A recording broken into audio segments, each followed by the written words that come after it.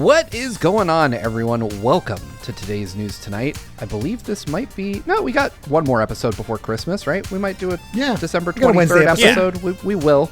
Anyway, we're in the final weeks of the year, and I can't think of any way better to cap off to begin the last week of the year than with one of my closest friends. As always, you can see I'm joined above here by Derek Bittner right above me and Ash Paulson up to my left, but on my left-hand side, I've got none other than Reb Valentine from gameindustry.biz and Cozywood Kitchenette, right? Has that launched? Yep. Yeah. 2 episodes in. Got a third one coming on, I believe, January 1st is how the calendar works out. Yes. Nice. I apologize. I have not gotten to watch Cozywood Kitchenette yet. I really want to because I have always followed like your tweet threads about video game cooking. And so I really need to get in there because I feel like it would be a really calming thing. But how are you doing tonight? I'm doing pretty good.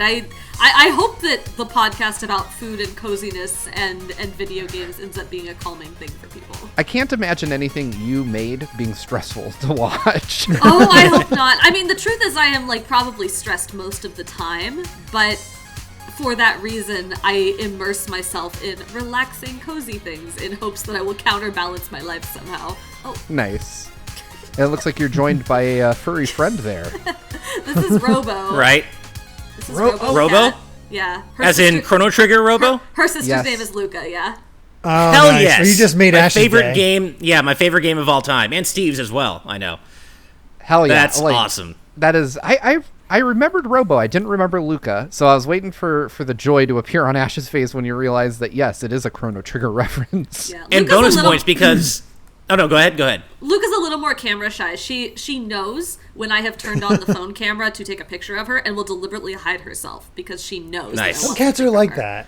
Yeah. But bonus points because Luca's my favorite character in Chrono Trigger, and one of my favorite characters ever. So very cool. And like I said, like we talked about before the show, Reb, look at our chat. Like no worries having cats, dogs, any animals. Our chat loves all animal cameos. So shout out to the person whose cat's name is Isla. Excellent. Oh, that is excellent. Right? That's so cool. Oh, yeah. Vedran Hotek with the high tier naming. Speaking of furry friends, today we actually have a reason to discuss furry friends in greater detail. So I'm going to throw these up on the screen. You might have seen them if you were hanging out before the show started, but here we go. Look at these cuties. Oh, my God. They are adorable. Oh, my God. Those eyes. The soft belly. So these are the cats, adorable. The furry friends of our patron and only promote-a-pet patron, Guillaume Monet. Meet Minos and Mew, or Meow. You know, it's an onomatopoeia. So... basically, if you join our Patreon at the Promote a Pet tier, we will make time for these adorable kitties. I got to find a better way to work them into the show. I'm working on it, but I realized this Friday night and just had to put something together. Jared Edinger, Meow from Phantasy Star. Technically, that is the same because that's meant to mimic the sound a cat makes. So in Japanese, it would be meow, or in English, it would be meow, but. Guillaume Monet specifies that it is the French Mew, so it should be pronounced Mew in the case of this adorable, fluffy friend. But, Monet. Yeah, again, a name like Guillaume Monet, probably French is appropriate. Speaking of this tier, Azrin127 had a great idea. No, go ahead. I was just going to say, Steve, the trick is just to bring guests who have pets who will wander onto camera in the first couple minutes of the show, and then you have a perfect segue every single time. That's true. Exactly. Do you have a pet, or can you get one? I have, obviously you guys have probably heard my dog barking in the background. We also have 2 cats, but they're not really allowed in the office/bedroom because they like to chew cords. And we've had to replace about $300 worth of cords that they've chewed. That's a lot of cords. Laptop cords, these type of cords, headphone cords, just phone chargers. They love the Apple products to chew through. So we've kind of banned them. My wife and I are getting a new dog at some point soon. We'll probably get another Yorkie. And we love small dogs. So it's our previous Yorkie passed in March, and then we moved. And, so we're just kind of getting situated, wanted to make sure we left enough time to mourn and everything. Our pup before we got a new one. But yeah, that should be happening at some point soon. Also, speaking of this tier, Azran127 had a great idea in the chat a little while back. Motion to rename the pets tier to the pets step because palindrome. Palindromes, alliteration, they make everything better, Azran. So I completely agree. And I approve that motion. We'll see what my co-founders think, but I think that's pretty great. Also, my video seems to have frozen in a very weird position, so I'm going to leave and come back, and hopefully that fixes things. 1 second. Okay. We are a 3-person crew now. Reb is the new co-founder. Oh, wait, he's back. Yeah, I'm back. I wasn't going to be gone for long. Nice. All right. There we go. Let's go ahead. So Reb, was there ever a point at which you considered naming one of your cats Gato? Because that just seems like such an opportunity. Gato Roboto. It was. Oh, there she goes. It was in the discussion, actually. Okay. It was part of the conversation. The circumstances were my partner at the time, my ex, and I got them together, and we agreed that we could each name one of them. And I named Luca first because I think I had actually just played Chrono Trigger on the DS. Nice. And so I was really, really into it, and I thought, yeah, Luca, that's a great name for a cat. And I thought he would go, because they're both gendered names or whatever, but I assumed he would go with like Marl or maybe Isla or something. And he named her sister Robo, and I was like, well, that's her name now. Great. So now I've got a cat named Robo. Which is very amusing. But Gato was discussed. Frog was discussed as a really good name for a cat. I love that. Frog the cat. That's perfect. That would be cool. Like I gotta say though, Robo's a kick-ass name for a cat. Like I like it. I think it's a cute name. And also, Robo seemed slightly offended at the idea that their name might be changed. Oh no, she just got up and left. Now, when Robo's in trouble, do you use their full real name like R-66Y? How dare I caught you. You have to use the Ash true. Showing his nerd card. I have. It's Chrono Trigger, man. I could have that wrong. I'm pretty sure it's R66Y, but I could have that wrong. That's wonderful. Watch me have it wrong. I had never even considered that. I had a pair of dogs for a while that were named after the characters in Firefly, Kaylee and Inara. And whenever they were in trouble, I would say Kaylee Fry, and I actually don't remember what Inara's last name is, but I would use those two phrases. Oh, okay. Nice. But no, I've never done that with the cats before. I should try that. Mostly I just yell "Hey!" and "Excuse me" really loudly.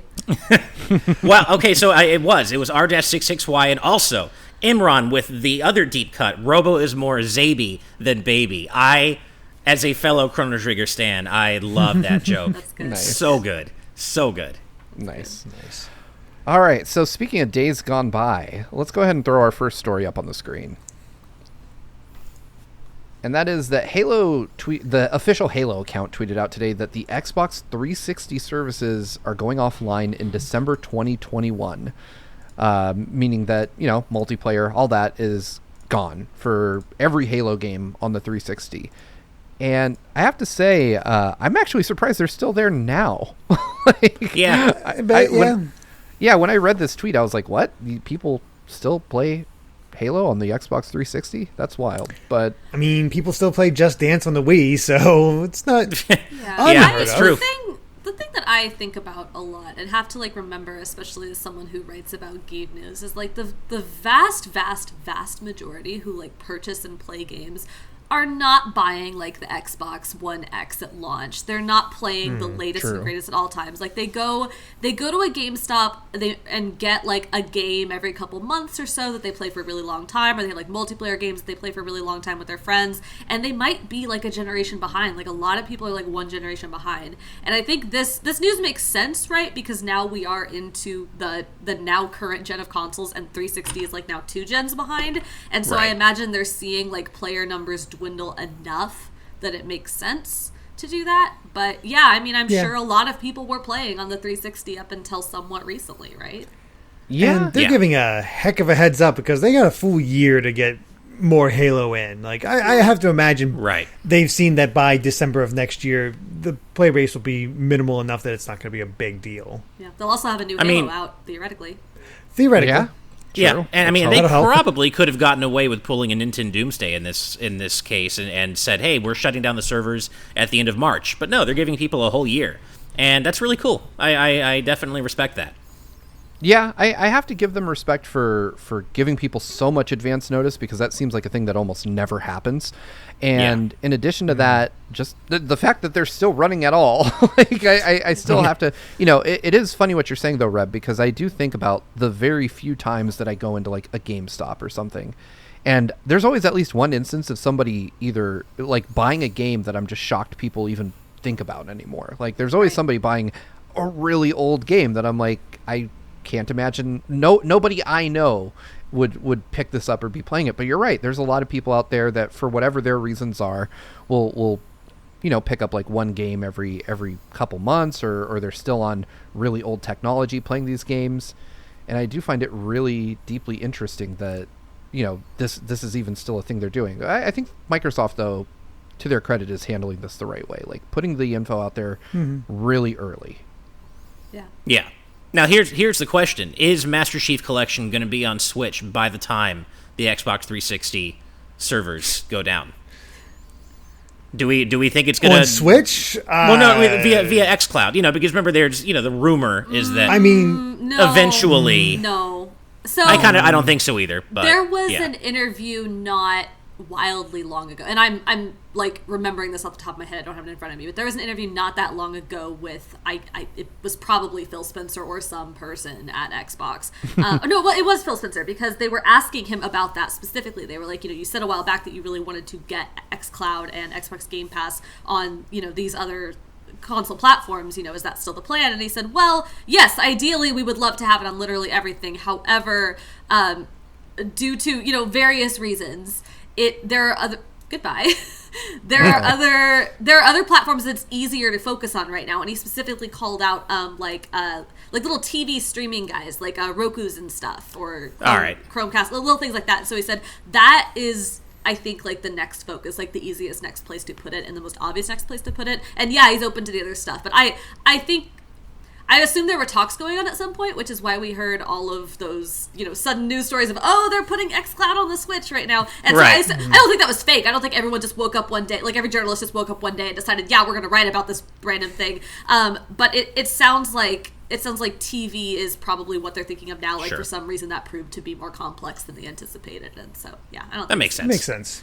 Yeah, I agree with that. I think that it makes sense to people buy these TVs now and there's so many integrated features in them for streaming media. Adding xCloud to that slate gets you more people than you'd probably get from the Switch community, I would think. Like the people that would be like, I can play Xbox games on this TV now.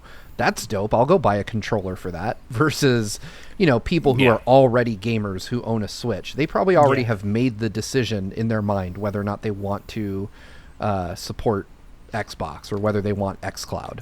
It has that casual appeal because all of a sudden, Joe Schmo can get his new smart TV and they're like, oh, hey, they have Madden.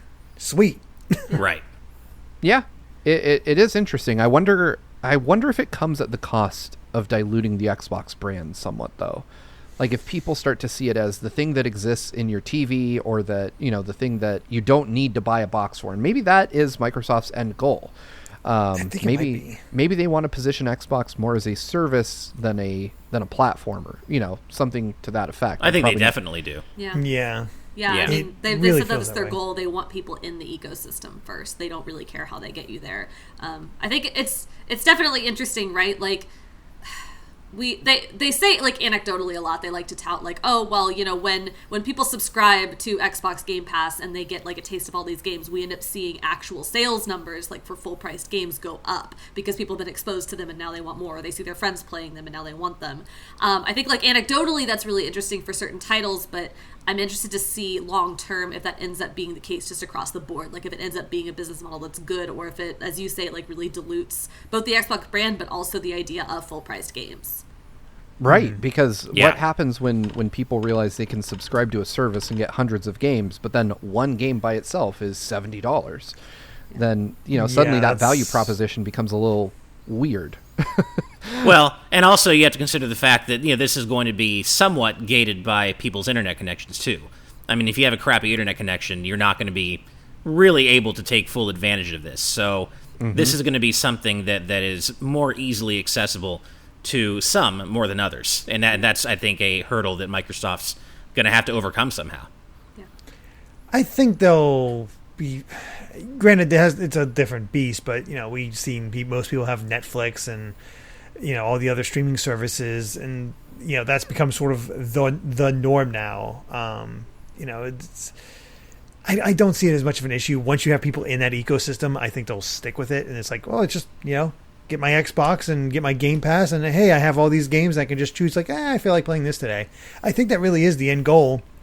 And when looking at games being priced at $70 at this new generation, it makes it even more attractive, as Steve was saying. Yeah. I mean, a huge part of the reason why I bought a Series S as opposed to literally any other new console is, one, it was cheaper than the X, and I'm not a big graphics nerd. Like, I'll take whatever. I don't care. It's going to look nicer than anything I'm playing right now. But also, it's not just cheaper because it's a cheaper console, but I just got Game Pass. It's great. I don't need to buy $60 or $70 games on the PS5. Like, I've just got like 100 billion games, and they're all right there, and it's a bunch of games that I want to play and a bunch of games I didn't know I want to play, but I just saw them. It's like, oh yeah, I have never played a Dragon Age game. I should get around to that now that EA Play is attached to it. So yeah, they got me into their ecosystem. Good job, Xbox.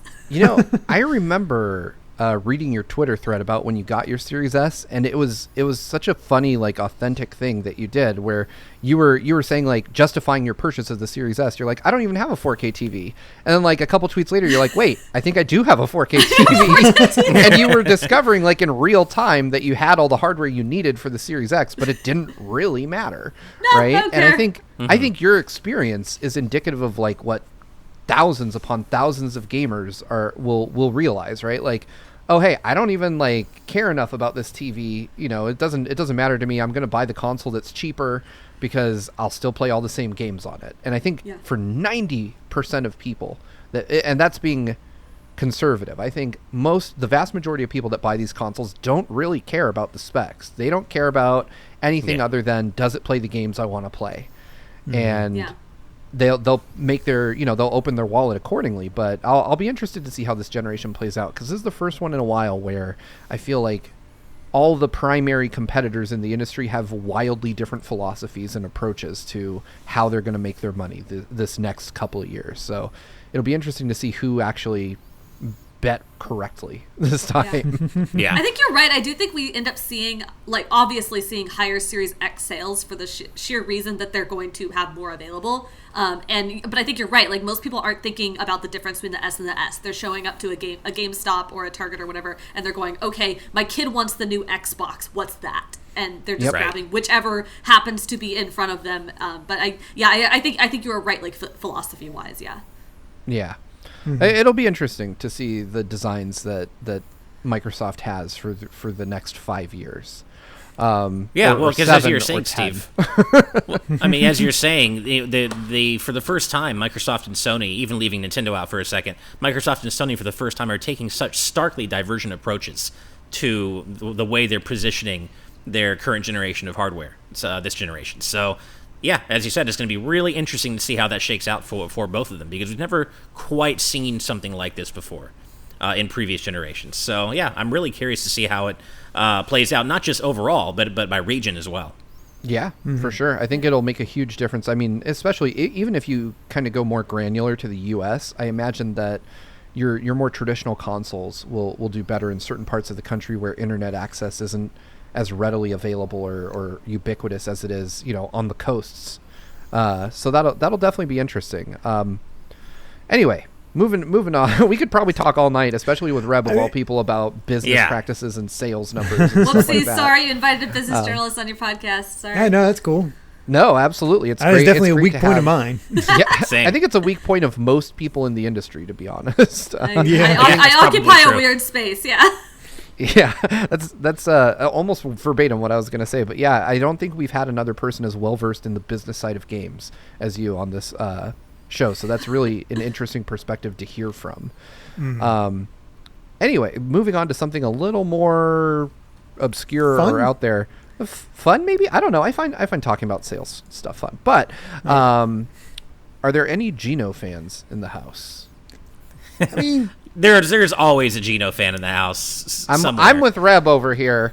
That's my. I actually agree with you too, Reb. I have never understood the fervor behind Geno. I was always a Mallow fan myself. Right, and that's where I was going with this. Why did people stand Geno when we've got Mallow over here? Because exactly. My guess is you have a puppet that shoots guns compared to a Cloud who thinks he's a frog. I mean, that sounds cool. Anyway, let's throw this up on the screen real quick so I can show people why we're talking about Geno. Okay. And it's not just because Geno's not in Smash, which by now I hope that wound has healed. That's the funniest thing I ever heard. That was amazing. Beautiful. I felt so bad for Geno fans, even though I could not care less myself. I didn't. Geno was never going to be in Smash. In what universe was Geno going to be in Smash? I never thought. He's not relevant enough anymore. And he's a fun character. He's unique to the Mario series. He has a gun. I think that's the other thing. It's like, it's a Mario character with a gun that shoots stars, and he's this star spirit. He has this badass look to him, at least in the original game. And I think that's sort of the design and that sort of warrior aspect to him made him feel so different at the time that really stuck with people.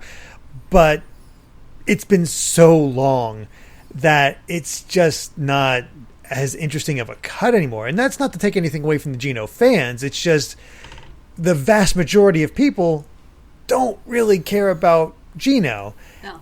Because my final party in Super Mario RPG is Mario, Peach, and Bowser. I'm sorry. They're just the best party. That said, it is really cool to see these older designs of Geno that does have that sort of warrior aspect to him, the star design, the puppet aspect, like different ideas with the sword. And I think they look pretty cool, honestly. I think it looks cooler than actual Geno, honestly. Yeah, same. If you showed me this guy and told me this guy was going to be in Smash, I'd be like, I don't know who he is, but I'm down. If you show me Geno and say he's going to be in... another anime sword character, thanks. Right.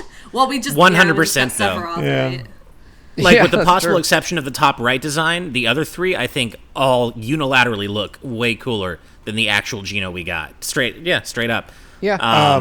Real quick, the answer, Fantasy Thinker fan. You say he's not relevant anymore, Derek, but Terry got in not too long ago. King of Fighters is still getting new games. Yeah. You could make that argument about Banjo-Kazooie, though. I mean, Banjo-Kazooie, as much as I love them, they aren't relevant anymore, but they, people just wanted them in Smash for so long that it happened. But I would also say that Banjo-Kazooie were a bigger deal back in their day than Geno ever was. You can also still play Banjo-Kazooie on modern systems. Guess what? You can't play on the Switch. Very good point. I got my SNES Classic, though. The only way I could see them ever putting anybody from Super Mario RPG in there, which, by the way, there's already multiple characters from Super Mario RPG in Smash, including Mario, Peach, and Bowser. Nice. The only way I see them doing that is if they're gonna port the damn thing, and they're not gonna port the damn thing.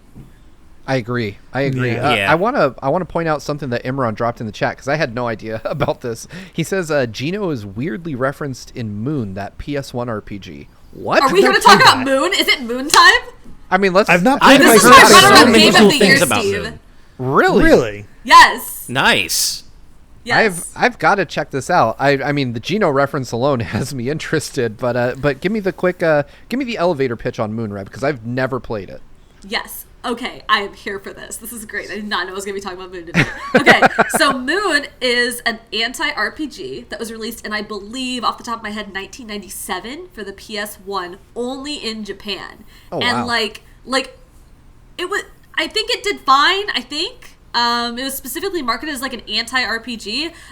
It never made it west. And then a couple years ago, Toby Fox, the developer of Undertale, said, I don't remember if it was in an interview or a tweet or something, he was like, I was inspired by Moon. Toby Fox never actually played Moon, but he had the idea of Moon in his head. I mean, he acknowledged that. I'm not insulting Toby Fox. He acknowledged he did not play Moon up to that point. But he had the ideas from it in his head, he had read about it and seen screenshots and stuff. And he ended up when he went to Japan or whatever, he ended up meeting the original creator of Moon, was like, hey, you ever gonna bring this west? And the guy's like, no, I mean, maybe.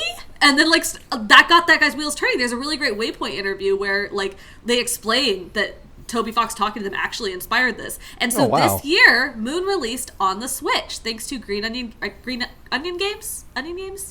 Oh man, I'm gonna get that wrong. It might just be Onion, I think. I think it's Onion Games. So Moon is this little, it's an anti-RPG, and this is the game opens, you're this little boy who has gotten this new RPG from the store, and he puts it in his console, he starts playing it, and it does like a couple little, like multiple like little shots basically showing you his progression through the game, where he's this hero, he comes around, he's like slaying monsters, he's, going up to fight the dragon in the castle and save the princess and all this other stuff, and he does all this stuff, and then as he finishes the game, he gets up to go to bed, and he gets sucked into the TV, and he enters the world of Moon.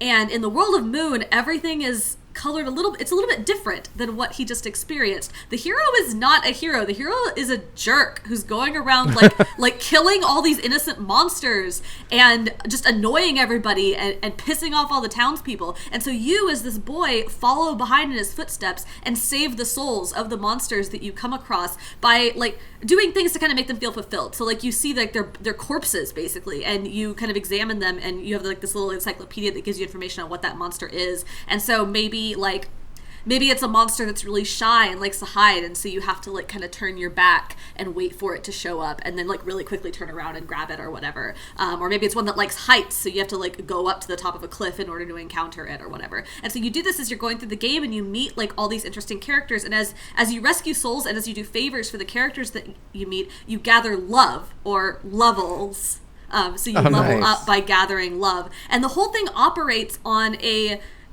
like a constant in-game clock. So there's like a day and night cycle, and when you first start out, you can't stay awake without collapsing for like even a full day. Like you have very little time to do everything that you need to do. And all the villagers have like built-in patterns and things that they do. So like if you want to like help somebody out, you have to catch them like at a specific time of day or in a specific spot. And there's a full 7-day week as well. So like some people might do things on Monday that they don't do on like Friday or whatever. But as you gain love, you're able to stay awake for longer until eventually you can stay awake for like multiple days at a time. And I won't spoil the end of the game, but it is like, I don't know, the whole thing's very charming, and the writing is really good. The localization is actually really fantastic, and the music is that's what I like to hear. Nice. Yeah, sorry, I'll no, stop that's awesome. Like gushing it on. But I will do a shameless plug. I got to interview the composers of Moon's music. It is absolutely incredible. It's basically, there's a few like tunes built into the game, but most of the game is silent until you get you have this like music player in your menu, and you start collecting moon discs, or basically records as you go throughout your journey, and you can play them, and they are straight bops. It's not like standard video game music. It's like pop and electronic and funk and all these like different genres, and there's something that I think sounds like a ripoff of, I think everyone said something in like Dragon Quest or something. Nice. But they're all like these different things. You can just play whatever you want as you walk, and you can build a playlist for yourself that'll automatically go through the tracks that you've selected. It is really good. Everyone should play it. It's my run-up game of the year. I loved it. Wow. It sounds great. Heard people talk about this, especially when it was getting close to release, people just singing the praises of it. And I kept hearing anti-RPG when I was looking at it. I was like, no, this is more of an adventure game, more not so much an RPG. And I think that the creator went on to make like Tulip and other weird experimental adventure games like that as time goes on. And I'm curious about checking out, but I also heard it can be very overwhelming upon first playing it because of that day-night mechanic and figuring out what exactly you need to do. It seems like it takes quite a bit of patience to enjoy all that. It does. I will say there is the Onion Games specifically published basically what would normally be an instruction manual baked in with like a boxed game from that era. They published that on their website, and I highly recommend reading that first. It's not complicated, but it just basically says, hey, you have a limited amount of time to do things. Here's how you get more time. Here's where you go at the end of the day so that you can save your progress and not lose everything when you collapse. Like, it's really simple, and it just kind of explains it. And I think just reading that is enough to get it. It is an older game in the sense that, like, a lot of the puzzles are kind of challenging because the game gives you only very vague clues in very specific spots. It very much wants you to talk to literally everybody at multiple times a day. It very early on you get you learn the ability you can show items to people, and they'll have like throwaway lines like, oh, I don't know what that is, but a lot of them will have like specific lines when shown certain items that will give you more information about what to do with that item, what their character is, what they might be doing later, like all these other things. It's kind of time consuming, and I did have to use a guide to get through a couple of the later, because I was trying to get all of the monsters. You don't have to get all of them, you have to get like a certain amount, but I did have to use a guide for a little bit, but it's good. Nice. It's really, really genuinely good. Also, was trying to mention, and I totally forgot. The Geno reference is there's like a puppet character in the castle whose name is just Noj or Noji. It's just Geno backwards, and it looks a lot like Geno. And I can't remember the reason why. We looked this up, but I can't remember if like one of the developers from Super Mario RPG worked on this game and just put the tribute in. But yeah, he's in there. Oh, that's really just funny. from your description, I can totally see what parts of Moon's DNA exist in Undertale. Like, you can. Oh, absolutely. Like even having love, you gain new love levels and saving monsters' souls. I mean, that's so Undertale. So that's very interesting to hear that a lot of that came from Moon. Even the ending has. I am not going to spoil this, but if you have played Undertale and know the scene that happens right before it's an older game. If you played Undertale and know the scene that happens right before the Flowey fight on a pacifist run that's not true pacifist, there's a scene basically exactly like that at the end of Moon. Like, dead on. Oh, all right. Wow. Very cool. That makes sense, because earlier while we were talking, Imran said that he does not believe that Toby Fox didn't actually play this game. He was like, I think he's lying. Another interesting thing that Jared Edinger mentioned in the chat was that one of our previous guests, Tim Rogers, localized Moon. So a little bit of a link neat. to the show there. Oh, that's cool. So I didn't know cool. he worked on that. That rules. Yeah, me neither. Yeah, I didn't know he was involved with it either. So that's really cool. I now have a multitude of reasons to check out Moon. So he did a damn good job. That game's got really great writing. Nice. So yeah, I'll have to check that out. Now, speaking of video games that released to in a little bit of a different situation, Cyberpunk, the New York Times published an article titled "Cyberpunk 2077 was supposed to be the biggest video game of the year. What happened?" And in it, they mentioned that there is likely a class action lawsuit coming CD Projekt Red's way. I feel like this is the game we can't stop talking about, but for none of the right reasons. I think it's just the game industry right now. I am just going to gently throw this out there. The summation of what that is there is an attorney in Warsaw who is basically going, hey, we're thinking our law firm is thinking there might be a class action lawsuit here. If you're pissed off and think you might have a case, come talk to us. That is like the extent of what has happened here. Nothing has been like actually filed. They don't.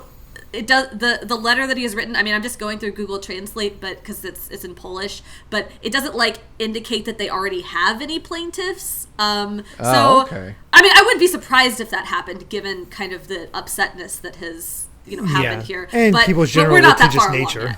Yeah. Yeah, and just the culture in America, especially here with our lawsuit happy culture, that would not surprise me. I mean, people sue over far less than a buggy video game launch, so I would not be surprised if this does end up in an actual lawsuit with plaintiffs. Yeah, I wouldn't be surprised if a class action sprung up from this, but it is interesting to know that this is less of like an official thing and more of like a Saul Goodman kind of situation right now. Yeah. Right. But I find. I don't know. There's also the second story today about Cyberpunk, which is apparently if your save file on PC gets over 8 megabytes in size, it just doesn't work anymore, I guess. It corrupts the save file, yeah. I skimmed over these. I spent most of the day working on our Cyberpunk review, which hopefully will come out tomorrow, maybe. But, I love how your Cyberpunk review beat my Hyrule Warriors review. Yeah. Right. Mine's almost done. I'm working on that. The script is finished, so it's just blame it on the difference in age between our children. mine all walk and can get themselves right. I have a big one and a few little ones, and I can tell the big one to help the little ones. It's perfect. It's like having Pikmin, but they speak English. We have all finished it now, though, so we're ready to talk about it when we do get around to that. With the reviews, probably post-Christmas. Yeah, right. we have some other pressing things to get through. We still have an obscure games discussion to do, which we need to schedule. It's difficult this time of year. Sorry, but we will do it. We want to do it, but we were supposed to do it last weekend, but it just or the weekend, but it just got away from us with how busy the holidays are. But we have not forgotten, and we're still going to schedule it with, or I'm going to schedule it with Damiani. So no worries there. Real quick, because I think we've talked about Cyberpunk like to death, right? I want to, but Reb, we haven't gotten to get your take on this game at all. Have you played it at all? Have you messed around with it? No. I mean, to be completely candid, this was never a game for me, which is fine. Not all video games are for Rebecca. Mm-hmm. That's fine. And so, I saw, they announced it a million years ago, but I saw a trailer for it one time and looked at it and go, okay, cool, not for me. And then they worked extremely hard over the next several years to just really dig in and pound home the fact that this is not a game for me. I very much opted out due to the extremely problematic marketing and issues surrounding various transphobic content, lots of other weird nonsense that I just did not care for. But I will say, having not spent $60 on this game and not, being in a position where I have to write about it or, review it or cover it because my job is tied to it, being free in that wonderful way. Looking at the bug videos is really pretty funny. I saw just a fantastic one the other day where a guy like just an absolute car wreck of mistakes going on, and then a man climbs out the top of a sideways car, hovers in the air for a minute, says "Hola," and then the car explodes underneath him for no reason, which was just incredible. I've seen the naked people T-posing out of cars, the one person whose entire street was just all people wearing the exact same outfit. Jason Schreier had an amazing tweet that was just tiny trees all over the place. Oh, that's right. I saw that one. That was either Jason or Steven Totillo. It was one of those people. I think that was Jason. I think. Okay, maybe it was Jason, but the tiny trees was really funny. I love looking at dumb nonsense from this game, and this thing that you have put on for us to keep a lower amount of items. That is so funny to me. That is why would you? No, fix your bug. It's really funny. I love it. Yeah, it is really bizarre to me, especially I played. So for the review, I played through it on PlayStation 5, which is just the PS4 version running on better hardware, right? And it was still a mess. It crashed a lot. It had lots of bugs, but I was able to get through the game with minimal frustration. I mean, there were a couple quests where I would definitely have to reload the quest to get it to work. One in particular involved getting a car. And the car was the reward, but to complete the quest, I had to get in the car. And the car was in a room full of cars that were exactly like it. And they were parked so close together that the doors could not open. And I had to load it, no joke, 4 times to be gifted a car that was far enough away from the other cars for me to enter it. But yeah, I would say I wouldn't be shocked at all if a bunch of angry gamers sued CD Projekt for this. Yeah, just because gamers tend to get their severe retribution. Yeah. I mean, it's hard to be part of a class action lawsuit. You have to have resources or a firm willing to represent you in such a way that it doesn't matter that you have resources. This guy is in Warsaw, so it doesn't sound like American gamers would be a part of this. I don't know who his firm represents, but if a lawyer in the U.S. popped up and said something like that, I imagine people would show up. But they also, they have to legally have a case. And I can't recall a whole lot of video game class action lawsuits that have gone super well. Most of them involved hardware situations, if I remember correctly, or monetization situations. A lawsuit for this game is bad doesn't really work. I was looking it up a second ago trying to figure out if there was ever one around Fallout 76 or No Man's Sky, and I can't seem to find anything like that. So I don't know. I don't know that it would really go anywhere. Didn't we have a Joy-Con Drift class action, or did that? We did. Yes. Yeah. Whatever happened with that? I think multiple. I'm not sure. There's been a lot. Yeah, there are multiple. There's one, I think, in the UK, and there's one going on in the US. That one, I think, is a little bit different because there's actually a physical product that you could say, hey, this is faulty. That's, I think, a little bit different. Oh, yeah, okay, it looks like there was a law firm investigating Bethesda over their Fallout 76 refund policy. I'd never heard about where that went. I should look that up and figure it out. Yeah, I always wonder. There's been a lot of messes like this, but Cyberpunk seems to have overtaken them all in a way that we've just not seen. I heard bad things about Fallout 76, but at least it seemed mostly playable, in Bethesda terms.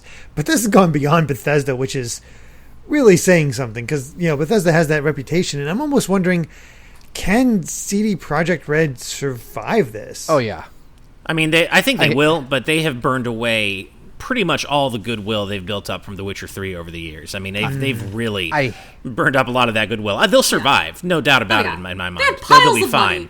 Yeah, I was going to say, you guys are summoning my inner cynic. Like, there's no way that they... I think they take their lumps from this, but the minute they announce something that has a good trailer, that's it. Everybody will... The same people that are angry about Cyberpunk will be happy about whatever the next really exciting CDPR game is. And that's just how it works in this industry, unfortunately. Like, people have very short memories. And, they'll say, oh, man, this launched bad. And there will be people out there saying, oh, The Witcher 4 or whatever the next big game from CD Projekt is. Oh, The Witcher 4, get it 6 months after because it'll be terrible on day one. But you'll still have millions of people buying it, whatever it is. Right. So I think there's like a middle ground there. I think they have they will not get back the goodwill they earned after Witcher 3. Like they could have launched literally anything after Witcher 3 and people would have bought it just on the virtue of the Witcher 3 being good.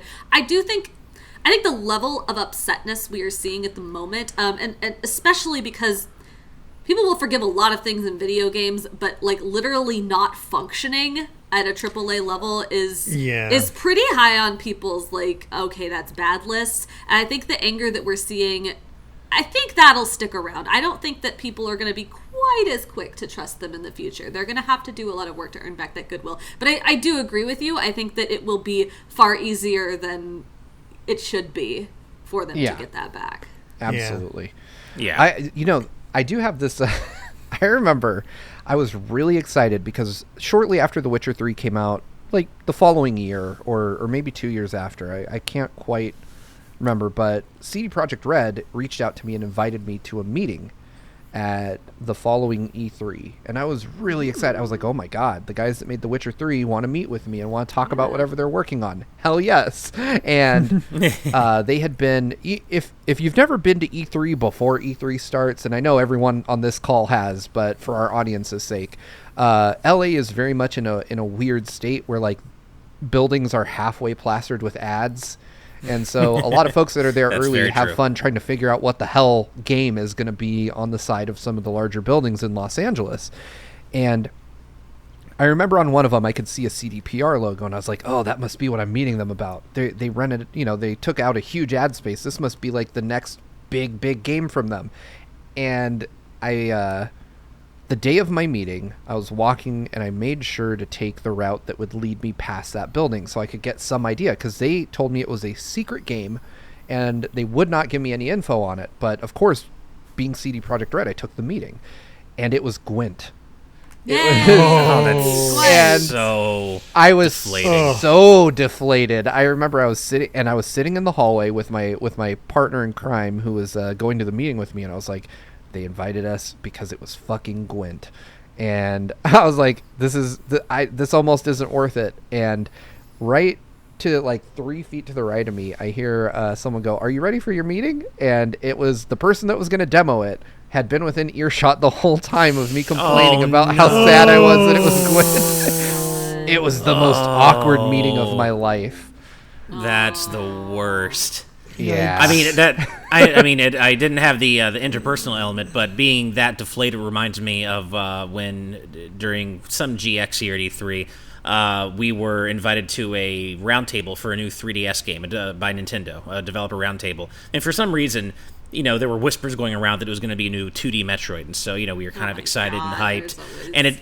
Right, and then it turned out to be Codename Steam, which Derek, I was the only one excited. I know, that was a bad game. You love Codename Steam, Derek, but I was so. I'm sitting there this looks cool because it gave me Valkyria Chronicle vibes, and I was like, yes, I'm all about this. I haven't had Valkyria Chronicles in a while. Let's do this, and it turned out to be a good game. Nobody else cared. No, I straight up I almost fell asleep during I did not love that game. It was so long. It was buggy. I didn't come across any bugs. I just enjoyed it. I thought it was fun. My version was buggy. I had some interesting racial stereotype Ooh. That it did. Yeah. And I just also wasn't into the subject matter, and so I was just like fighting to stay awake. Of course, anybody who's been to E3 knows you're fighting to stay awake at the end of the day, no matter what you're doing. Yeah. As much as I hate to say it, Reb has inadvertently provided us with the best possible segue into our next story, talking about uncomfortable racial stuff. Let's go ahead and throw that up on the screen. Ooh.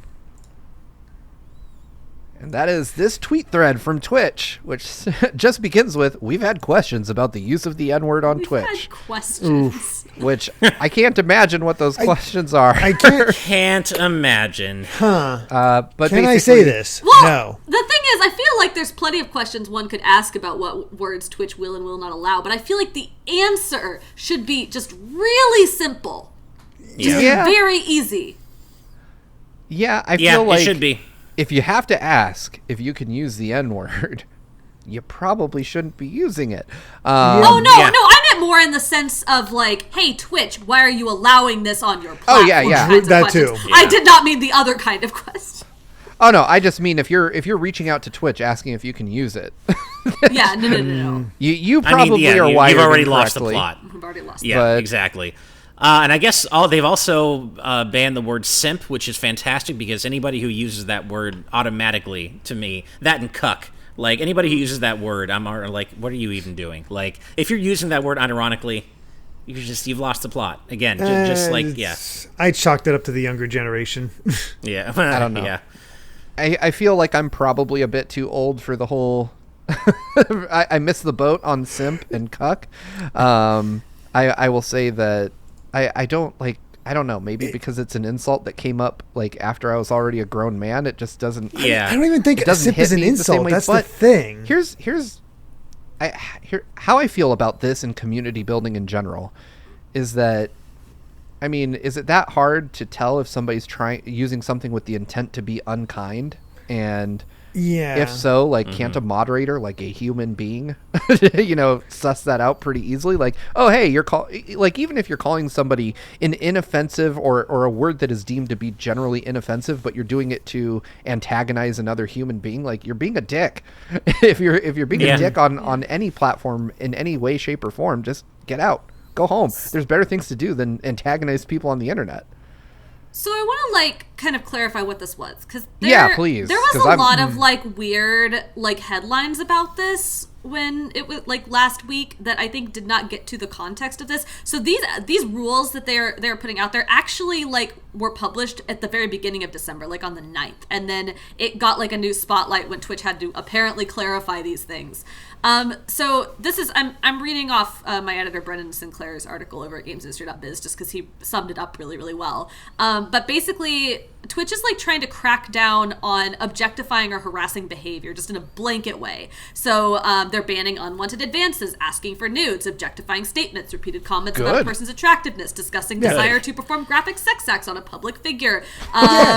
They're moderating people who offer revenge porn, sharing leaked nudes of someone without consent, using a person's physical appearance or clothing to describe them as sexually immoral, suggesting that a person use sexual favors to make their channel popular and avoid being banned, or repeatedly targeting people with terms like whore or virgin. So basically they're trying to broadly cut down on people who are using sex in some way to be antagonistic, harassing, or awful. And so those things fell under that blanket ban. Like, they're not banning use of the word virgin completely, but if you're going around to people's channels calling them a virgin to be a jerkwad, then you're going to get in trouble, which you should, because you're harassing people by calling them insulting names. So, but then people ran with it and was like, oh, Twitch is just banning the word simp, which is not what they are doing. Gotcha. And it's interesting. Like, a lot of these things are really good. Like, they're also, they said they've always banned hate speech and hate symbols, but now they're explicitly banning hate groups, which, like, how did it take you this long? Amazing. Yeah, we had 4 years to do this. Yeah. They're explicitly banning use of black, brown, yellow, and red face. They're explicitly banning the Confederate flag. Again, how the hell did it take this long? Yeah. So they're banning a whole bunch of things. That part is all really good. They're also very good. They're cracking down on people who are like going out and deliberately misgendering people, which is really good. Like if you screw up, like because you don't know, that's not a big deal. But like if you are continuing to do it, the thing that really bugged me about this policy is they're not implementing it until January 22nd, and everything is grandfathered in. So if you just show a Confederate flag in your stream at any point up until January 22nd, that's fine. It's whatever. Retroactive racism is fine. So why not just do it immediately? What the? Oh, because they gotta give people time to adjust. They gotta adjust their levels of racism and sexism and shit. They're gonna let the worst people adjust to become more racist and sexist before. Jesus. That is wow. Yeah. Twitch always finds a way to take a good position and fuck it up. Yeah. So anyway, that's what happened. That's the Twitch thing, and it got weirdly thrown out of whack. And people like to cherry pick the big things that are big news. Like it's not that all this is being done. It's like no, they're banning simp, and it's like how dare they? That's the thing we're worried about, as opposed to that's sort of maybe celebrating that they're banning a lot of things they should have banned like years ago. Yeah, more people want to be outraged about the fact there's like they're taking away our freedom of speech type stuff. My free speech, my right to harass people, my right to be an asshole. Right. They're taking it away. I will never understand the appeal that holds for some people just to be an asshole. I will never understand the appeal of harassing people and just generally making a nuisance of yourself. I don't get it. I guess it also just baffles me. Like, okay, here I am, a person. I want to set up a platform that people can come and put content on of some form. I'm sitting down in a meeting with my other people who are in charge of the platform. We're saying, okay, what kinds of content do we want and what kinds of content do we not want? And when we're getting to the not want part of the discussion, who are we banning? I feel like the very first people on the list, Nazis, the KKK on there, anybody displaying the Confederate flag. First on the list, people saying the N-word, out. That is that's so easy. That's the most obvious thing you ban. Why did it take this long? What are you doing? I mean, I think the elephant in the room answer though is because there's a lot of implicit knowledge that an unfortunately, I don't want to say wide swath, but a wide enough swath of their user base of gamers are those people, and they don't want to alienate those people and lose that money, which is not right. It's that should not be the driving factor. But as we know, capitalism, money talks. That's corporations and virtue aren't exactly good bedfellows usually. Yeah. So. And it's also that very Silicon Valley attitude of, free speech, right? We need to let everybody be able to, free marketplace of ideas. Everybody, we need to let everybody to be able to express themselves equally. We don't want to make value judgments or get political. I mean, And as so many people have said over the years, freedom of speech does not mean freedom from consequences, and I think that's what's been lost in all of this. It's like, you're free to say that stuff, but you're still going to have to face the consequences of certain things you say. And I hate the politics, the politics excuse. Just because, we don't want to get political. Racism isn't politics. It's not political. It's racism. Straight up. Racism is racism. There's nothing political about it. Either you're racist or you're not. Period. It's very simple. And or either you're open to racism or you're not. And it's not political. It's just racism. It drives me crazy. You gotta be afraid. You always have to cringe whenever you hear the phrase, I'm not racist, but I'm not sexist, but I'm not this, but. Yeah. It's like I don't see color. I'm not racist. I don't see color. Yeah. All of those things. Yeah. Just drive me up the wall. I personally think that, people seem to forget that freedom of speech doesn't give you the freedom to speak wherever you want at any time about anything. Like you can, there is such a thing as constitutionally protected speech, but it doesn't mean you can go into a fucking Costco and start shouting your racist beliefs. Like they can still tell you to get out. Like, and the internet is the same way. If somebody comes on GVG, and this would never happen, but if somebody is here in Reb's little corner of the screen and says something deplorable, we would unanimously kick them the hell out of here and ask them to never come back. Just because you're on the internet or because you're in a Jimmy John's in South Dakota doesn't mean you have the right to piss everyone off. So yeah, it's just it's not a political issue. Human rights should never be politicized. Everyone should have the same rights, and we need to recognize that that's not the way the country is right now. And we should, except for Nazis, they don't deserve the same rights. Well, that's true. Yeah, if you're a Nazi, well, Yeah. I don't know what to say to you. Hopefully I never meet you. I don't really know. Right? I am speed running life on a zero Nazi encounter path. So hopefully I keep my. See, the problem is we got sick of World War II games. We needed to keep those going for a while because apparently they were teaching something. Yeah. Right. Also, if you see a Nazi, you have to punch the Nazi, and that takes. If it's a speed run, that you lose seconds for that. Yeah, exactly. Oof, that's true. Exactly. I don't want to lose valuable seconds on my life speed run punching Nazis. I mean, that said, though, should you appear Nazi, I will punch you. Yeah. Anyway, you know what's great about games? That you don't always have to think about Nazis when you're playing them, unlike real life in 2020, apparently. So with that in mind, I'm going to go ahead and throw up our next story on the screen. Very different from Nazis. Don't worry. More Animal Crossing updates are coming in 2021. This comes from Polygon's interview with Doug Bowser, like the most aptly named Nintendo president in history. And basically, he just confirms what I think many of us probably believed given its success, and that's that Animal Crossing will continue getting new content into 2021, which makes sense. I mean, it's the most popular game Nintendo put out this year, probably in the last couple of years, but I don't have the figures in front of me to confirm that. There's another tidbit to this story from the same interview where Doug mentions that the Switch is halfway through its life cycle. Or that he believes the Switch is halfway through its life cycle. I don't think this means what everyone thinks it means, but I'll get to that first. Agreed. I want to talk about Animal Crossing, especially after what we were just talking about as a nice little palate cleanser going in. Reb, you wrote an excellent piece on gameindustry.biz that I just finished reading before we started the episode about how Animal Crossing is your game of the year. And I recently went on a whole rant that I've done like in 2 or 3 episodes now about how it should have won game of the year. So I want to hear from you.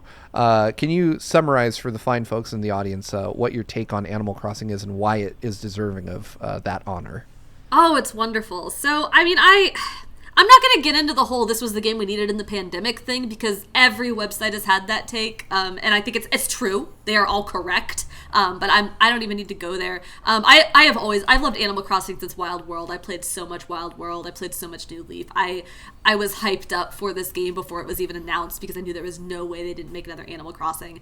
But honestly, like, I like picking smaller games as my game of the year. Like, I try to pick the game that made me feel the happiest, and that usually ends up being like a small game that I only played for like a week or two that, just really resonated with me. I was really leaning towards Moon. I thought about Blaseball. I thought about Yakuza 0, which is, not as small, but, smaller than Animal Crossing in like budget, I guess.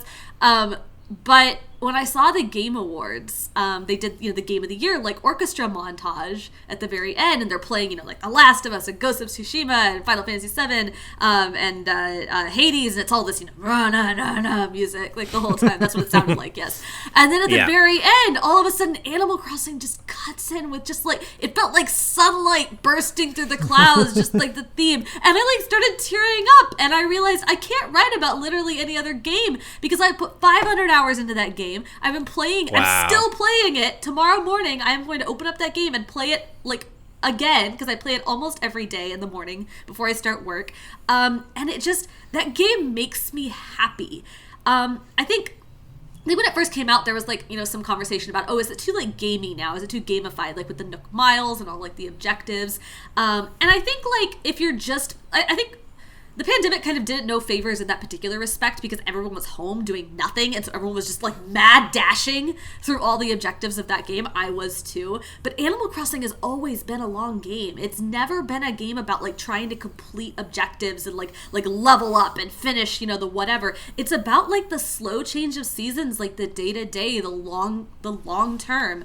And I have hit the point where I don't have any more goals in that game. I mean, I might try to get some seasonal furniture, but it's not, like, top of my list. I don't care. I log on. I open that game almost every single day because, like, I want to, like, go talk to my villagers and I want to, like, wave at them or give them a gift or, like, see one of them sitting under a tree, like, eating a bowl of soup and sit next to them and just be for a minute or do stretch. Now I can do stretches with them and, like, sit down on the ground with them. Like, that's new. And we got so excited about that because it's this game about just these little moments that don't actually give you any reward. Like, there's no reward for sitting down next to a character and just, like, being with them. You can get items, but at a certain point you have most of the items, like, you have everything set up, like, you don't really need anything new. It's just a game about these little moments and about, like, being kind. It's like a kindness simulator. Like, you be kind to your villagers and you get, like, these happy reactions. There's no like malice. Like, no one's gonna in the real world. Sometimes you can be nice to people and they can be jerks back and you feel like crap. And in Animal Crossing that never happens. Everyone's just lovely, and you can kind of create these little meta narratives in your head about, you know, who your characters are based on the things they say to you. But it's all just this, you know, it's like happiness without reward, but the reward is the happiness. And that's how I feel about it, and that's how I've felt about Animal Crossing always. And I think New Horizons like does the absolute best job of that of any game in the series. Like, it fully realizes this idea of just like little tiny moments of delight, like here and there. And yeah, it touches my heart. Like, every time I play it, I just like smile, and I'm just like, I'm happy and calm, and I feel good when I play it. And I don't know when I'll stop playing Animal Crossing. I'm sure I will eventually. Like, you know, you eventually stop. I stopped playing New Leaf after a while, but for right now, it like makes me really happy, and like I can tell that the people who made it value kindness and they value happiness, and it's really nice to be reminded that people like that exist and are making games, and that a lot of people rallied around that vision and really enjoyed that game for those reasons. I love that. Like, it is a great way to put it. Yeah. Mm-hmm.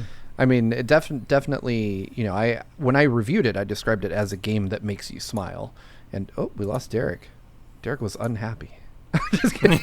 No, I've been just fixing myself constantly because for some reason I like to freeze tonight. I don't know why. That's weird. But yeah, and I really wanted to get you to talk about that, Reb, because, you know, we're Good Vibes Gaming, and I think Animal Crossing really exudes that kind of good vibes kind of feeling that people really, really, you know, like you said, everybody's beat it to death, but it came out at a time when everybody needed something like that in their lives. And I'm definitely more the type that has bounced off the game and comes back for the events and then bounces off again.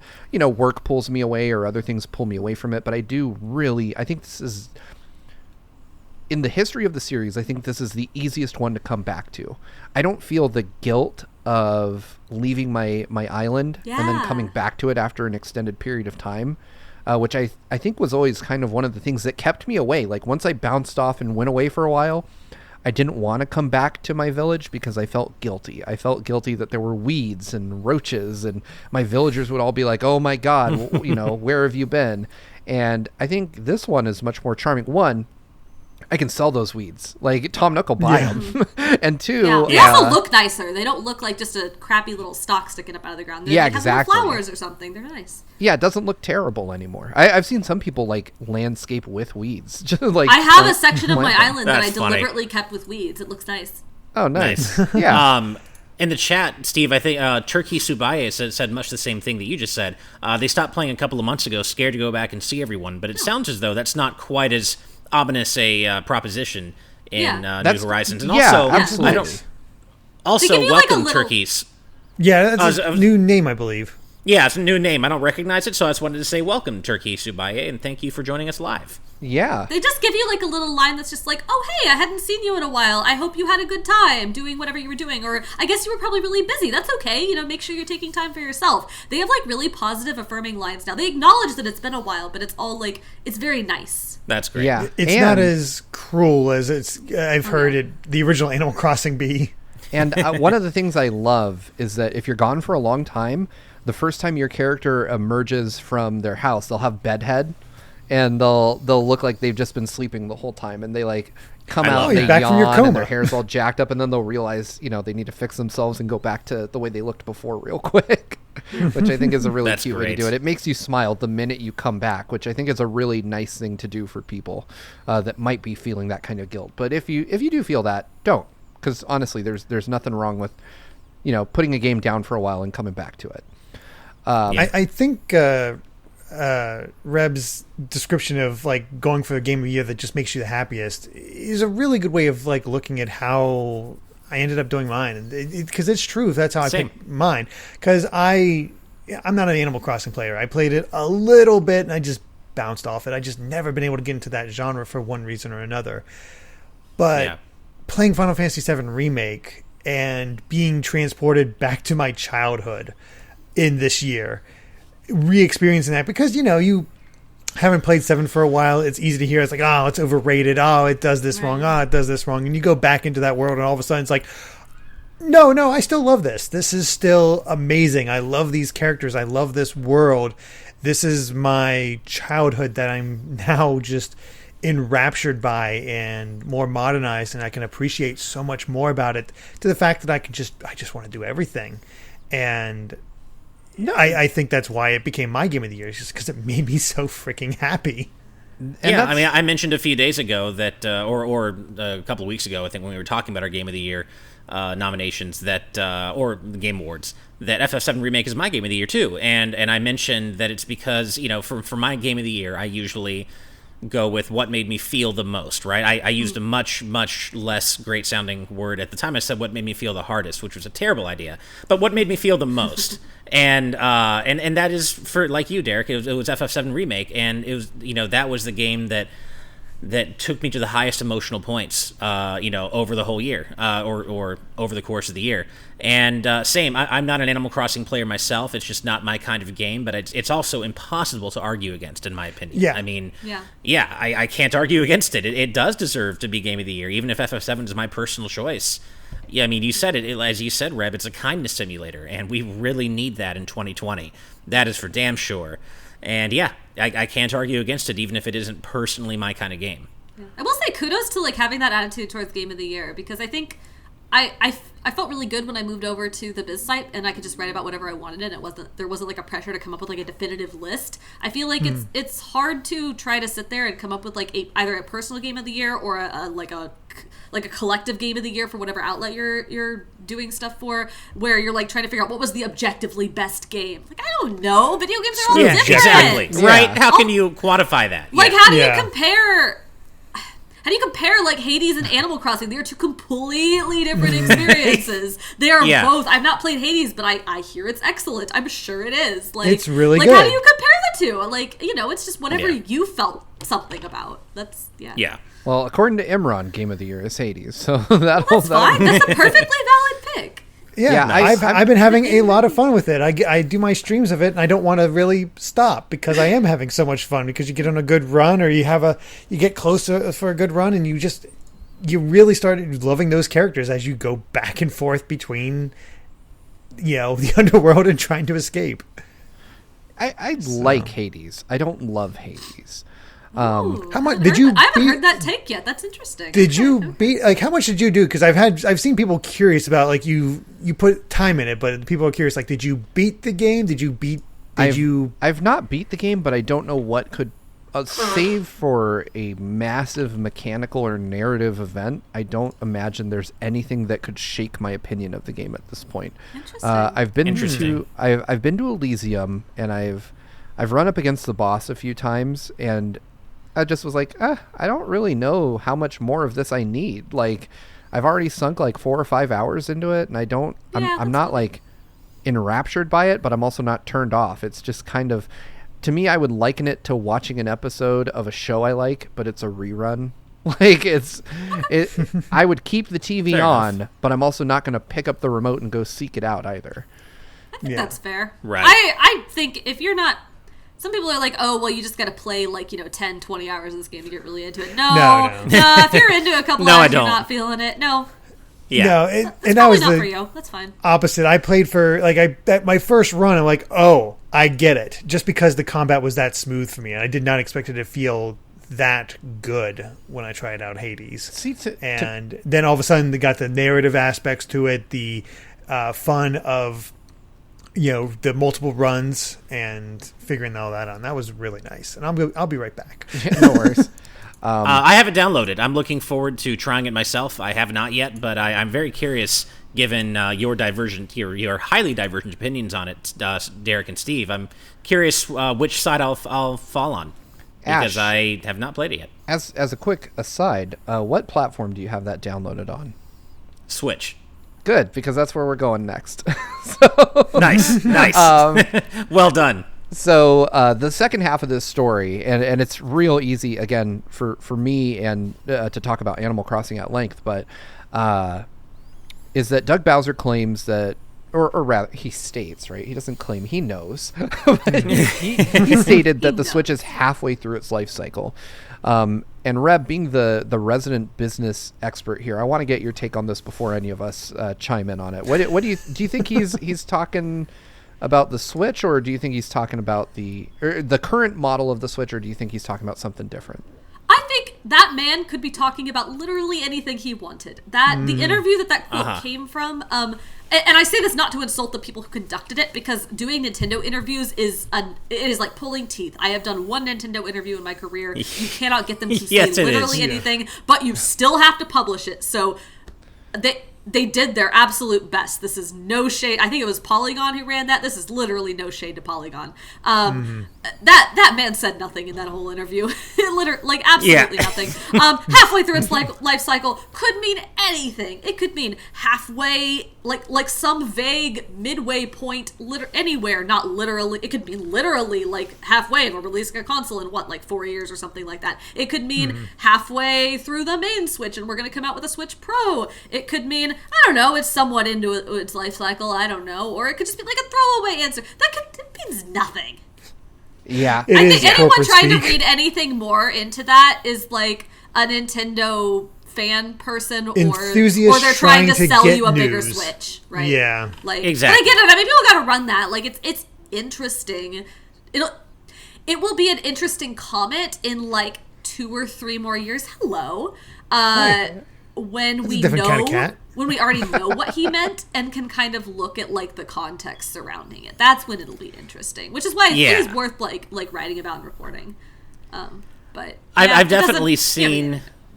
I've seen some people take this to mean, well, maybe there isn't a Switch Pro coming. Maybe they're really just happy with what they're selling, and no, that's not what that means. This is just typical PR speak. I mean, I absolutely still believe there's a Switch Pro coming next year.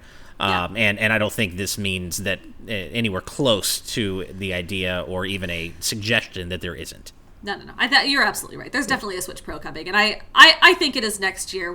At the beginning of this year, everyone was going, "Oh, there's going to be a Switch Pro, and it's going to be this year." Like, we have Games Industry does like analyst predictions at the beginning of every year. Like, multiple analysts were like, "We're going to get a Switch Pro this year," and I'm like, I am not an analyst. I am a simple, humble games journalist, and yet I think this is ridiculous because the Switch is not competing with Sony and Microsoft. It's not. I acknowledge that. It's a completely different thing. That said, there is no universe when it makes sense for Nintendo to release a new hardware model that is more powerful and, in the sense, slightly more competitive with the next generation of consoles right at the same time that they're releasing next gen consoles. That is a stupid business idea. No, don't do it. They're gonna sell a bunch of consoles. You know they are. Release your stuff at the beginning of the year, release a holiday game or two, take the quiet year, and then come back the following year and be like, hey guys, you want to Switch Pro? Yeah. Yeah. Exactly. Yeah, no. Anytime I think about Nintendo execs and new hardware, I'm reminded that, what was it, like Nikkei published a report about the DSi, I believe, like 3 weeks before the DSi came out, and Nintendo was like, we are not, didn't just not comment, they categorically denied the report. And then 3 weeks later, the damn thing was on store shelves. Yeah. So I remember that. Yeah, that's Nintendo. Nintendo going to say what Nintendo needs to say in the moment, which kind of takes me back to an old Dave Chappelle skit where he's like, whatever people pay me to say is what I'm saying. And that's what I think every time like a Nintendo executive or PR person like gives a comment. Like it. You can't really put a whole lot of stock in any of this stuff, even if it's from a Reggie or a Doug Bowser, because they're not going to betray their shareholders or their engineers or anyone else. They're just going to give you something to get you to stop asking. And it'll never... As Imran said in the chat, we once did an email interview with Reggie where he literally put store links in the responses. Yes. Yeah. These guys are businessmen. Yeah, no, I'm also looking at this Polygon interview, and like They are no fools. They have PR people. They know exactly what questions Polygon is going to ask them. They have rehearsed this. They have talking points. Yeah. And if anyone asks them something they don't have a talking point for, they divert to something they do. So like there's a question in here, and I'm deeply summarizing it because I don't just want to read Polygon's interview. But they were trying to ask him about whether Nintendo was like holding back games for a potential Switch Pro. And he basically just turned it into, we've been able to release games like Animal Crossing and Hades and Minecraft Dungeons and Ori and the Will-o'-the-Wisps. And we've got 4,000 games available, and the Switch is selling really well. And that was his answer. It did not answer the question. What did that mean? That sounds completely familiar. What did that mean? Yeah. So that's a Nintendo interview. Again, Polygon does wonderful work. Glad you published it, folks. Doug Bowser's got a Nintendo. Yep. Yeah. Exactly. All right. I think we've got one last story. It's still about Nintendo, but it kind of more related to our Animal Crossing story, or specifically Reb's comments on our Animal Crossing story. I'm going to throw that up on the screen now. It kind of relates to both. So the New Yorker ran a piece. They interviewed Shigeru Miyamoto, which seems like an increasingly rare get these days, as he, kind of gets... I don't know if it's more important or he just doesn't interview as much anymore. But they interviewed really Shigeru Miyamoto about Nintendo World, Super Nintendo World, as well as just what it's like to be Miyamoto, which I think is a really interesting lean on this interview that they took, because we don't get a lot of talk about Miyamoto the person. We get Miyamoto talking more often about the things he's made, or the franchises he's created, or his own legacy as a game designer. But in this interview, he talks about his children, like his home life, and how, one particularly fun anecdote that he shared in this interview that I really loved was that his kids played Sega hardware at home, and that he owned all the consoles in the home. Like, he didn't buy his kids video games. He bought them for himself, and he would let his kids borrow them, and that was how he managed their time, because he's like, hey, this is mine and I'm letting you borrow it, and if you act up about it, I'll just take my stuff back. Which I think is a really interesting... That seems fair to me. I love that. But there's one... Sorry, let me get this out of the way real quick. There's one key thing that I really loved in this interview, and it was that he talks about, and they allude to it in the interview, that he wants to create a kinder world. And he talks about, they ask him, as a designer of worlds, what would you change about the real world if you could change anything? And his response is like so pure. He talks about how he would make people more selfless, that he would make people more thoughtful, and he talks about sitting on the train headed to work, and he sees young people. He says young people, which I don't appreciate, but whatever. He says he sees young people sitting in the disabled seats for differently abled people. And he says that if somebody spoke up to them, they'd probably just say, oh, well, there's no one on the train. And in his mind, he thinks about, like, well, maybe there is somebody who needs that seat, who is too ashamed or nervous to ask, because there's already someone in it that is, sitting there. And I was like, that is not what I picture. Like, I hate to say it because it speaks to how bad I am as a person. But I sit there and I think about it, and I'm like, well, someone as famous as Miyamoto probably is rotten inside. Like, I think about, he can't possibly think such nice things. But then he gives this interview, and I'm like, I was wrong. To be fair, my one and only encounter with this man, he was very kind to me, so I shouldn't really say that, but it was just such a really great read, because I feel like for as much of this person's creations as I've consumed, I know very little about him, and I think this interview did a better job than most of kind of showing us who he is versus teaching me more about his work. I think I generally loudly ascribe to, all CEOs and C-level people and rich people are probably bad in some way. I generally like, especially of large companies. I mean, obviously, it's like a small company, whatever. Maybe not, but generally people who are at the top of companies like Nintendo, I just sort of ascribe to it. Yes, they must be horrible in some way. I think Miyamoto probably gets as close as anyone does to making me think, that guy's probably okay.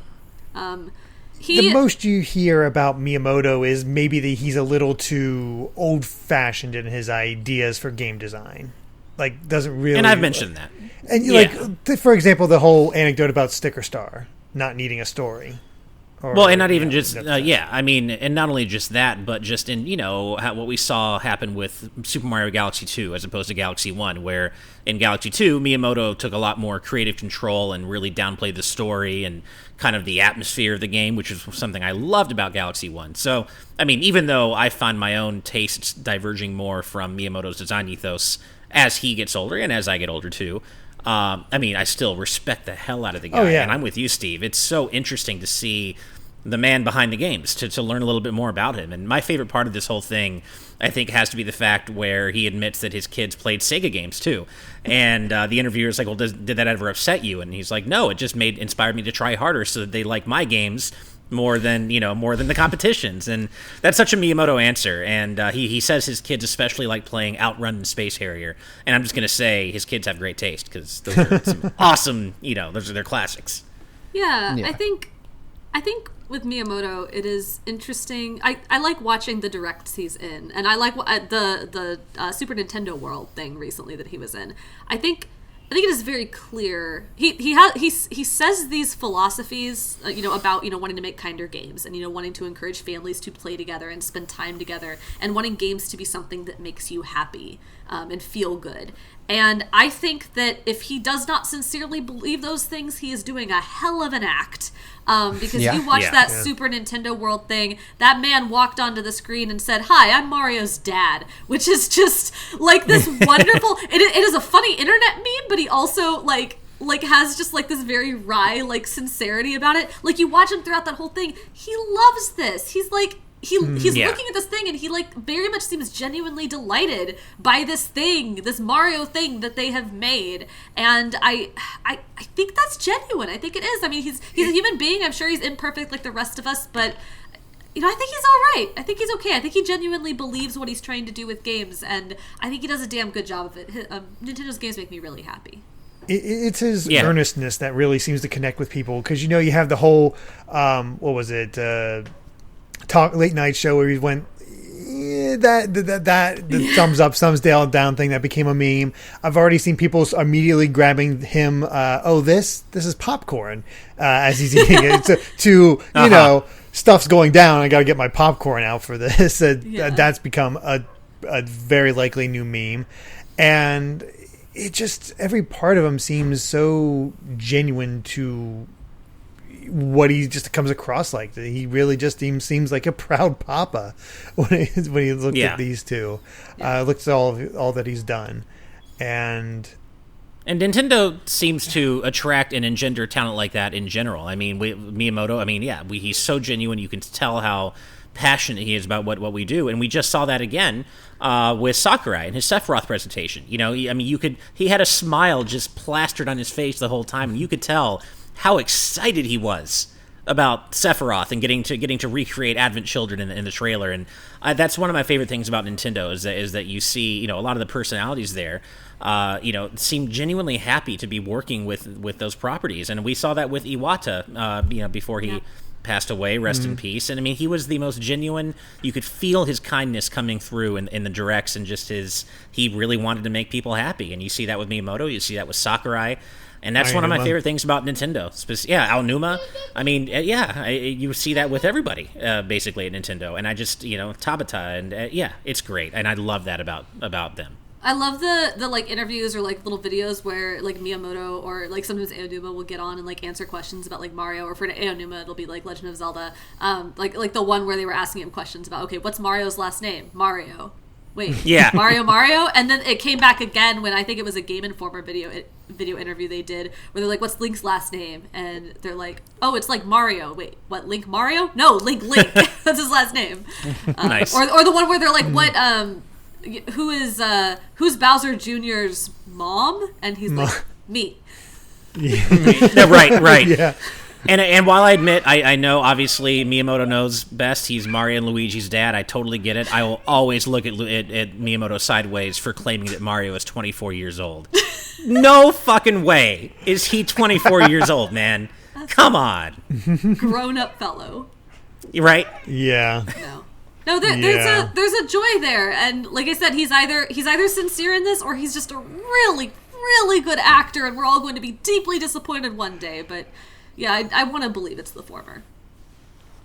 One would hope. I think that Miyamoto is genuinely a good person. I can't imagine, like, I just can't imagine him not being. He's like gaming's grandpa at this point, and he's such a, like, I don't think you can fake the kind of enthusiasm he showed in that Super Nintendo World Direct. Like, I don't think that's something someone can fake. And like Reb was, implying, like, when we streamed that, Ash, you were quite cynical, but you were positive about it the whole time it was going. And less cynical because I'm excited about it. I'm just more, I just want to go to a theme park. I was kind of cynical about the idea of just having it shown to me through a direct when I just would rather just go when it opens. But no, it ended up being a really fantastically fun presentation. Absolutely. Yeah. And I think a big part of that is just seeing the creator of Mario, like, seeing the world he invented realized in 3D. Like, it was really heartwarming to see, like, this person who put in decades of work into creating this universe and then being able to stand in it. And I can't imagine that if he was just some dude that is actually, like, rotten to the core, that he would be able to fake it for that long. Yeah, exactly. And so convincingly. Because even at the time, didn't Disney have, like, Old Uncle Walt, and they had that feeling, but there was still, like, I think people realized, like, about Disney and his practices. Yeah, I think it's hard, right? Like you want to be at least, especially right now, you want to be at least, like, a tiny bit suspicious of anybody who's at the top of something like that, because we've seen so many power structures that have turned out to actually be abusive and awful. And most of the time, there have been red flags ahead of time, right? But especially the industry in Japan, because it's very locked down. Like, the Western press doesn't really get much access to it. We don't hear from a lot of, like, individual developers. I assume because Nintendo's, like, NDAs are just so incredibly strict, but we just genuinely do not know a lot about, what it is like to work at Nintendo at that level. And so it's hard to say, and you want to maintain, like, at least a slight little bit of suspicion, because you don't want to be in that situation where you're just, like, uniformly praising this person and it turns out he sucked. But I also, like, I want to hold in my heart the belief that every once in a while we do get a Mr. Rogers who just, is pretty okay, like, all around. Mm-hmm. Yeah. I mean, no, we haven't. I think we're past the point. I think if we were going to cancel Mr. Rogers, it would have happened by now. Mr. Rogers is fantastic. Right. That documentary killed me.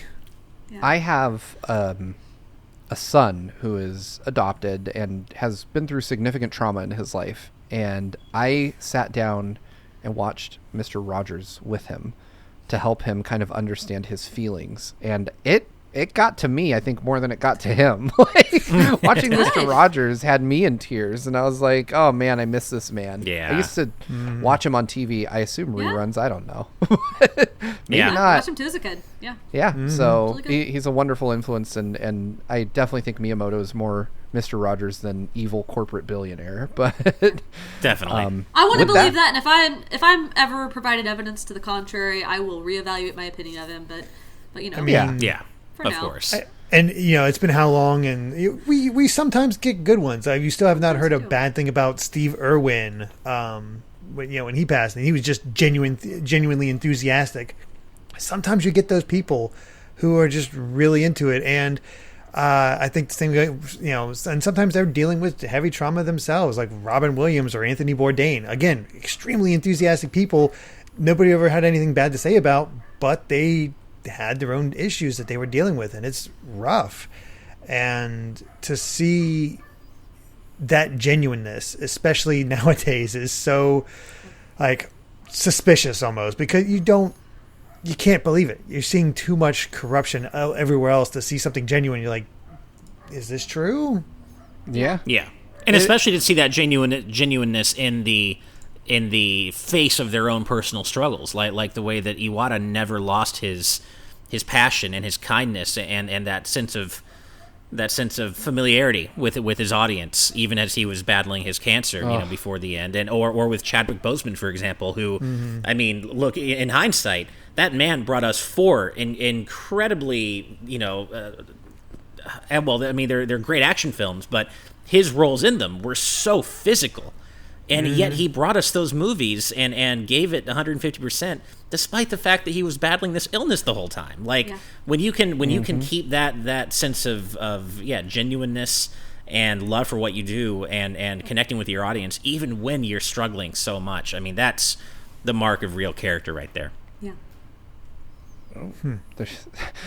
All right. Sorry, I was reading the chat and looks like Imran is mentioning that John Mulaney was checked into rehab today. Yeah, I saw that. Oh, I heard about that. I am sad that was necessary, but I am glad that he made that choice. If that's what was necessary. That's the important part. Like, it sucks that he had to do it, but it's good that he did. Yes. Yes, folks. By the way, I just want to say hi. I want to say hi really quick to Killamux and Ben Morelli RG, whose names I don't recognize. Killamux, I think I might have seen before, but Ben Morelli, I don't recall seeing in the chat. Yeah, so same. If this is your first time here, welcome. And thank you for joining us. Yeah. So, folks, I think we've reached the end of tonight's program. Did we get through all the news? We got through all the news. Yay! Yeah. All right. So, we'll be getting these longer episodes all of a sudden. It happens when... I don't want to say it happens when you like the people you have on, because we like everybody we have on. Everybody is awesome. But I think when you're catching up with a friend, it can take a bit longer. So it happens when you ask me on and then give me license to just talk nonstop about two of my favorite games this year. I mean, hey, that was fun. You are welcome to come on anytime you like and talk about whatever you like. I know that you are more often mired in the in the business trappings of this industry than getting to gush about the games you're enthused by. So you ever want to talk about Consider the games this you an love, outlet. come on over. Well, thank you. We have to at some point get an episode with both you and Imran on, because I think that would be a really fun episode to do. We did. That'd be a lot he of was fun. my second guest on Cozywood, and nice. I learned that apparently we do have good rapport on podcasts as well as in real life, which was great information to have. You would think that the two people who probably converse the most would also do well creating content together. I assume so. Yeah. My wife is... There might be a few out there. I'd like to think that Amy and I do pretty well when we do collab stuff on her channel and Twitch. So yeah, I think it's a little nerve-wracking, right? Because like you don't want it to just be like, oh, you just like, I don't know, like there's like a little bit of pressure, like, oh, we don't just want it to turn into a bunch of like inside jokes or whatever. But I think we made nice. capital G good content. I have already convinced my wife that we will be watching Cozywood tonight, so I will slide into the proverbial DMs and let you know what she thought of it once we're done with our viewing this evening. It is listen only; it's not video. Oh, listen only. Sorry, we'll listen to it. We listen to podcasts. Just don't want to like ruin your evening if you're like expecting a video. I'm like on the YouTube app. I am not going to film my cooking. It's a disaster. Oh man, I will have to talk to you later about the whole rabbit hole I've gone down with filming cooking, but that's a whole other show probably.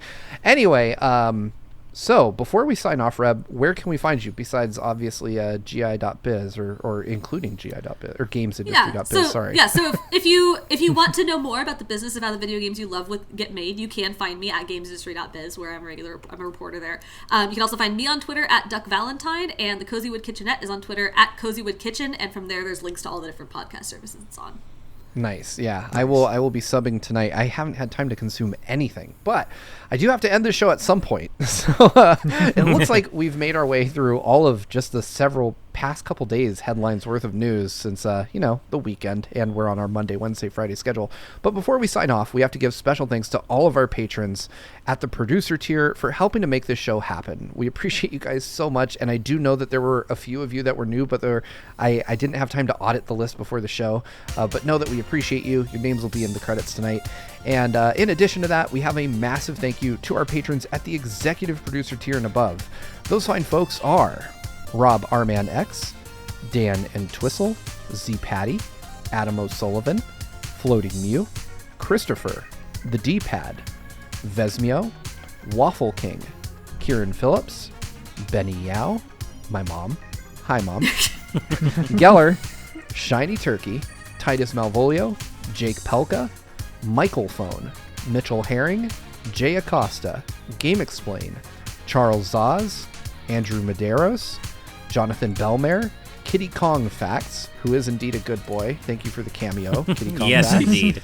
Patrick Harrison, 112, Scott Barber, Evernight Studio, Rocks the Cat, Loyal Crevice, Azran127, Phantom 23, Sean Garrett, Shadow the Cat, and Guillaume Monet, who also provided us with lovely kitty pictures for tonight's episode.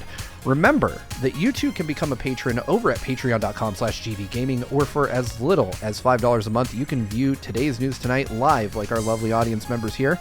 Thank you all so much for watching. If you like this video, be sure to subscribe to Good Vibes Gaming for more good times like these. Until next time, good night and good vibes. Bye, everyone. Bye. Good night, everybody.